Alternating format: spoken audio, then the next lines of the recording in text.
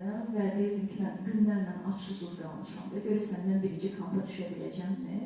Onda o dost dediyiniz artıq özümə dost oldum. Dedim ki, düşə biləcəksən, necə çıxmısan, evdə düşəcəksən. Ondan sonra siz necə bir dostunuzu, bir uşağı yola gətirirsiniz, düşsən sənə konfet verəcəm, sən düşsən, bax, evi yiyəcəyik, evi gidəcəyik, falan olacaq. Sözün əsl mənasında özümü yola gətirmişəm, əlimdən tutmuşam.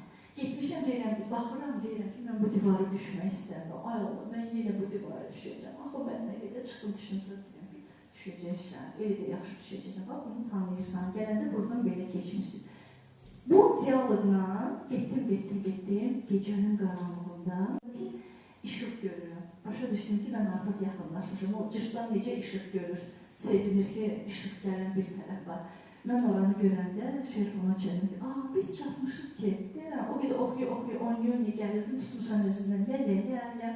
Başqa yolum yox idi. Mən başa düşdüm ki, özümlə dost olmalıyım, özümün əlindən tutmalıyım, özümə demeliyim ki, sən bunu eləyəcəksən. Çünki orada başqa heç kəs yox idi. Çox sağ olun. Buyurun. Gedirəm. Okay? Yəni, bax, həyatla belə bir diyaloqum var. Ona görə məni ruhlandıran nədir deyəndə, Everest özü məni ruhlandırıb ora çağırmışdı. Demişdi, gəl. Sən hər il görürsən ki, Nepalın turizm agentliyi kağız qoyulura yazır ki, məsələn ki, Ukraynadan 2 qadın, Rusiyadan 1 qadın, falan yerdən 3 qadın, falan yerdən falan Azərbaycan 0. Növbəti il yenə görürsən Azərbaycan 0. Və bu mənim qabağıma çıxır. Və deyirəm ki, bu 0 mən 1 eləyəcəm. Bunu mən 1 eləyəcəm. Mən belə bir məqsədli oturub bunun haqqında belə ciddi nələrsə düşünməmişəm. Amma onu bir eləmək məsələsini hiss elədim ki, bunu mən eləyəcəm.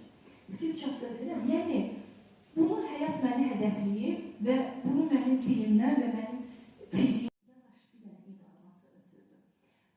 Demək ki, mən bu həftə sonu olmayacağım. Çünki mən Everest hazırlığına gedirəm. Bu həftə özünüz öz qayğınızla qalın. Yemək buradadır. Bu